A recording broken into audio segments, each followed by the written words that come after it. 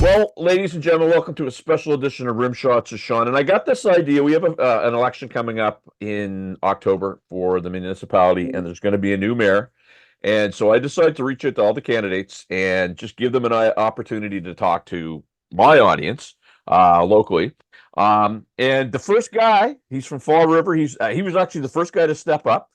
Zoran Jokic. Say your last name again, because I don't want to murder it. Sean Jokic was perfect. I love it. Jokic. So you're the first guy. You're the first one that we're interviewing. You're the first guy that said you would do it. You're in Fall River. You want to be mayor because I want to be mayor because I think it's time to do something really serious in terms of, getting point across, getting the municipality in line, because I think we are all over the place now. yeah, I agree with that. And I'll ask you about a couple of things in a couple of minutes. But did you have a background in politics? Obviously, you have an interest if you're going to get involved. But is there anything that you've done that has led you to do this?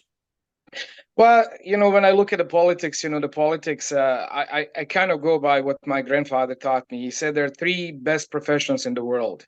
Number one is a doctor, number two, educator, number three, politician. Uh, So I serve for many years. I wasn't a doctor, but I was a humanitarian aid worker. Actually, I basically was working with any area that went through the really rough time of the war and conflict. So I seen everything. I lived it. I basically been big part of it as well. So and then in the last 20 some odd years, I've been an educator. So I'm kind of working with a small business locally, internationally, nationwide, and I see the struggles. And the third one, a politician. So the credibility is basically I'm an amazing negotiator. One of the things that I always understood in municipality is the purest level of the politics. yes. However, at the same time, you don't have a really a long reach or Right. a good footprint. So basically, you have to negotiate constantly. And I just kind of want to share with you. So you probably heard about Chechnya, you heard about Rwanda, you heard about Sierra Leone, you heard Balkan conflict. So as a humanitarian aid worker, I manage actually to stop the war to get stuff done. That means feed the people. That's incredible. So also I've been part of a few politicians. I'm not going to name any names, but I was campaigning for them, and actually the last couple of municipal election, I was actually campaign manager for a couple of people. Okay. So you've seen that side of it. And one of the things before we started recording that we talked about is for our municipal elections, and this isn't a new thing, this is going back quite a ways. The voter turnout is dismal. It's something that affects everybody at a high level, yet people just do not go out and cast their vote. What would you say to the people that might be watching this about that? Well, if you want to change, you gotta get out and vote. I mean, there's a nothing else. If we are really, how I see it, I see it that people in HRM. I'm not going to go outside of that because the interest is solely on HRM for Right. me. So HRM people, they are paying 5-star prices and they're getting 2.5-star services. Love that analogy. And you're not wrong. Now, just today, there's a little bit of a tiff brewing. City council has designated 9 new sites for encampment sites. And they were struggling with where to put them, and there wasn't a lot of feedback. Then all of a sudden, the premier comes out today, and he actually said it's nuts where they went. And my personal opinion was, okay, there wasn't a lot of dialogue that I could appear to see publicly. Now all of a sudden, you're going to throw council under the bus when they're trying to figure it out. So those types of things, how would you respond to something like that if you were mayor? Again, let's go back to Ivan report. We all knew what's coming. We all knew that we needed migration. All knew that we need people. Right. And just being, reactive, it's not going to give us any benefit. Right. So we constantly, on the municipal level of the government, we constantly being reactive instead of proactive. So I would say, if you're pragmatic, the first thing we have to understand, why those people are homeless. if you look at the statistics, 48.16% Canada-wide, they're homeless because of the financial difficulties. So we do have people with mental health. We cannot put them in the same category. Right. We have to really understand. We do have amazing people. We have amazing doctors here, and we need to provide service to those people to understand why they're homeless and what they really need. This, moving site from one ground to another, it's just a band-aid. It's just, who is too much vocal. So it's kind of, you have a employee in a company that's a little bit rebellious, and you're trying to move him from one department to another. It's like you're talking about my It's professional not, career. that's right. It's not my problem. It's somebody else's Right, problem. right, So right. let's kind of figure it out. Well, I'm gonna go on a limb here, and if I'm wrong, please correct me. But I'm sensing that you weren't born in Canada. You immigrated here. Fair story. Yes, absolutely. Okay, so you would have a very good handle when you first came here. And I'll ask you just quickly. You've been in Canada how long? Oh, I've been in Canada. It's going to be 30 years next year. And was Nova Scotia or Atlantic Canada, was that your first choice, or were you somewhere else beforehand? But to be honest, I'm not going to talk about choices. I didn't have a choice, and I was Yep. very pleased to end up in Halifax, and I stayed in Halifax last 30 years. Awesome. And that wasn't a put you on the spot question because I am going somewhere with this. As somebody that came from Canada 30 years ago and kind of had to figure things out, hopefully things have changed because I know a lot of people. I lived in Toronto for 7 years, and I knew a lot of people that moved, and the process was very hard for them to negotiate. So you see what's going on. You see some of these people that are coming in, and I guess they're having a hard time. Like you said, two-star service for how you put it there. What would you say to those voters that they're able to vote now? They're able to, they're legitimately able to vote. What would you say to those folks? You know, the first, they need to understand at this time we cannot just count the votes. And I look at some of the stuff is going on. It's almost kind of Instagram popularity content. Right. Is not is just the voter actually has to really know how you're gonna to benefit them. But we can't just look at single individual. We need to now, because we're growing in rapid speed. 300 people come in Halifax every day. Yes. So guess what? We need to really roll up the sleeves, reach down to every single person and understand and let them understand why voting is so important. Because if you don't do it now, you're going to regret it. 4 years, if you look at the term 4 years, like in 4 years term, you're going to regret it. You're going to probably say, oh my god, like nothing is happening, this is not a place for me to be. And when it comes to the immigration, immigration is afraid. Is afraid because they don't want to poke the bear. They don't want to steer the boat in a different direction. And one thing I always say, we can challenge anything, but we have to remain respectful. I love that.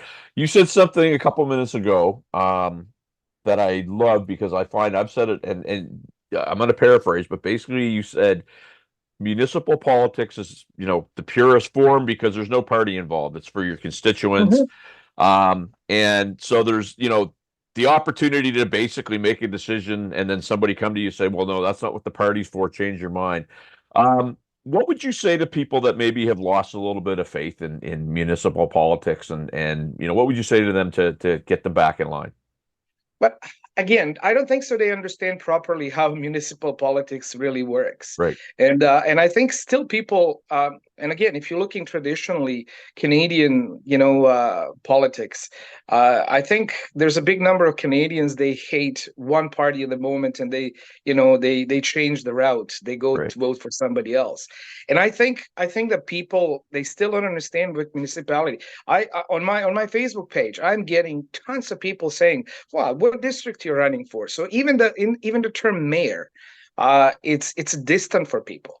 So if you really want to see something, if you want to really contribute to the society, that we need to move in the direction that it's going to bring us pleasure, it's going to bring us dignity. We need to go out and vote. We don't have any other choice.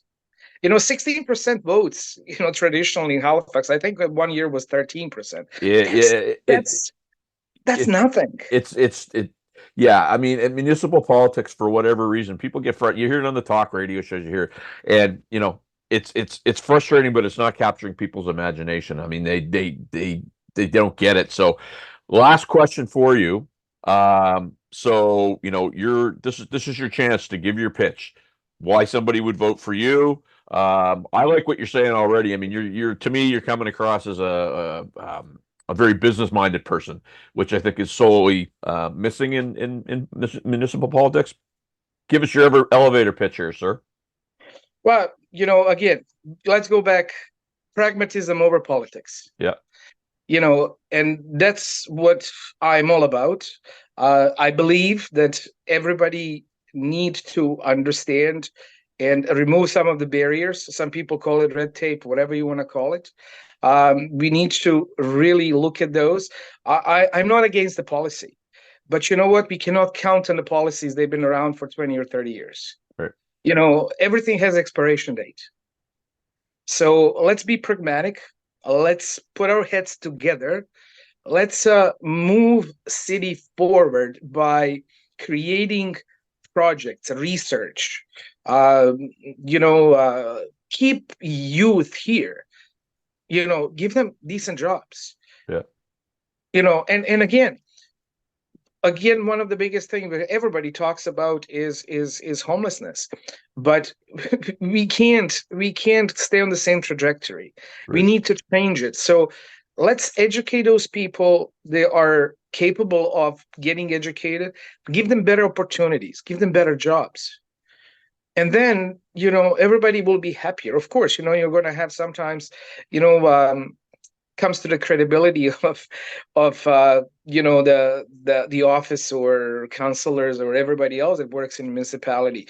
But we can be credible if we really negotiate deals with the federal government, with provincial government, and then we can do something about it. But without that, we can't do anything. We can't move.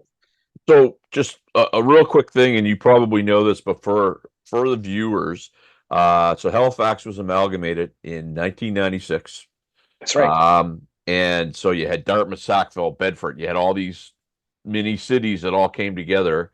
But by and large, they're still working on a lot of the bylaws for the individual cities. So and I know this from being in the sign industry, where if you want to get a permit in Dartmouth, it's different than the process in Halifax, different than the process in Sackville, different than the process in Bedford.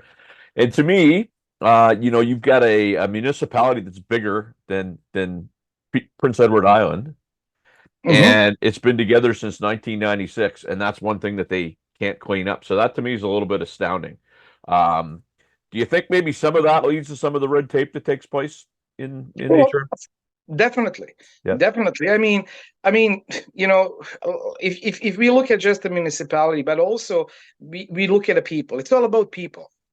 If you don't have infrastructure, you're going to overcrowd the peninsula, because the buses are not going, the people are not able to work, because now if you look at the number of people they work, it's in hospitality industry. I'm sorry, but they work like 2 or 3 shifts. Yeah. And public transportation is not good enough for them. So if you really want to do that, and you said it perfectly fine, I love what you said.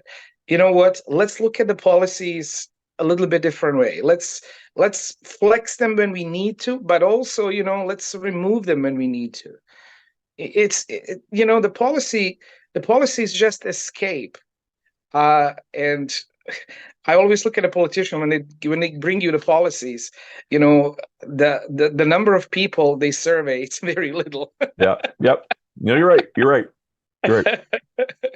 The samples they have, it's like based on 50 or 100 people. Goodness me, that's probably the family members. Well, because I mean, let's call it what it is. I've been involved in a lot of surveys, and they're trying to get the answer they want, so they figure they're going to go to a small group that's going to get them the answer. And so hopefully people are learning a couple things here that I'm a lot smarter than they think I am.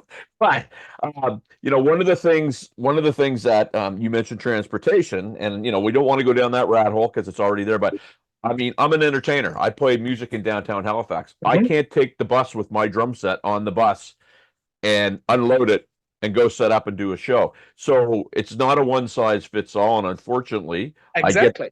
I get the fact that, our city is built on a hill and you have to build around that. But I think what they're doing is in this push to get people and cars off the peninsula, they're thinking that everybody works in a downtown office. Sean, I'll tell you something. A few years ago, I travel all across Canada, coast to coast to coast. I've been probably in every town that has 50,000 plus people all across Canada. And one thing I always said, the fact is that certain professions, certain jobs, certain, people, they need to go outside in order to get better in Nova Scotia. Yeah. And and I always said, why? We do have amazing people here. Yep. If we get our heads together, we can find solution for you. I'm not gonna lie. I don't know your answer right now, but Yeah. you know what? You obviously need a parking spot. You need something that accommodates your needs. Not just you. And I have a lot of friends in the music industry. Yeah. And again, we just what we hear is we constantly hear, but it's too expensive, it's not this, it's not feasible, takes too much time and stuff like that. But how are we going to move? How are we going to change the status quo? That's probably the most honest answer you could have given, right? Because instead of going, you know what, vote for me and I'll fix the problem. You said you don't know and you look into it, and I think that's more of an honest answer than what could be given.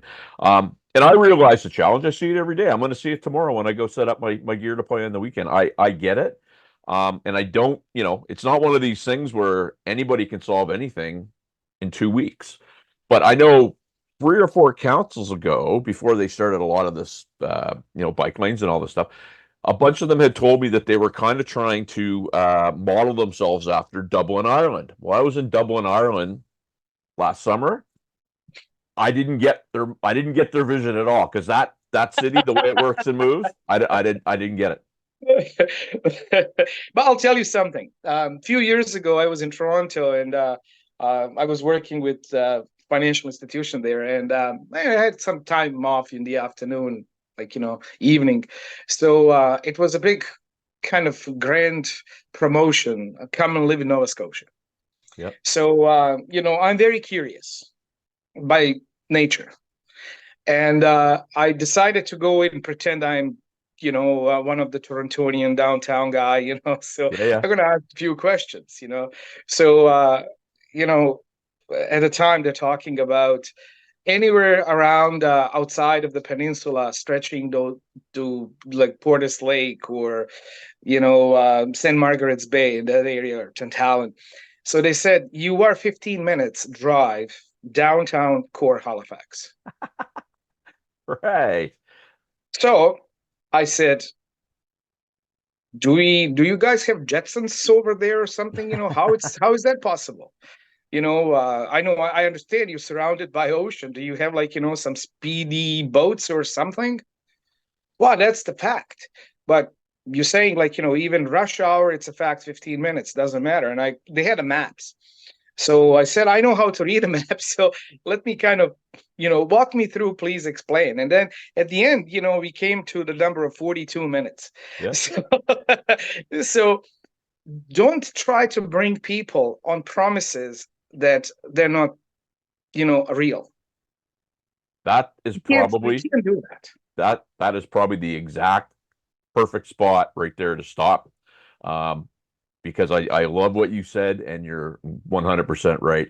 I want to thank you so much for doing this. My goal is for my viewers to get to know some of the people that are, throwing their hats in the ring here, that maybe aren't household names all over the city, but are in their community. So I want to, you're the first one, and you've set the bar very high. So we'll see what the rest of them bring to the party. But thank you so much. Thank you, Sean, so much. Alphabetically, I should be the last one, but that's okay. It's all good. All right. Thank you. Have a great one. Thanks.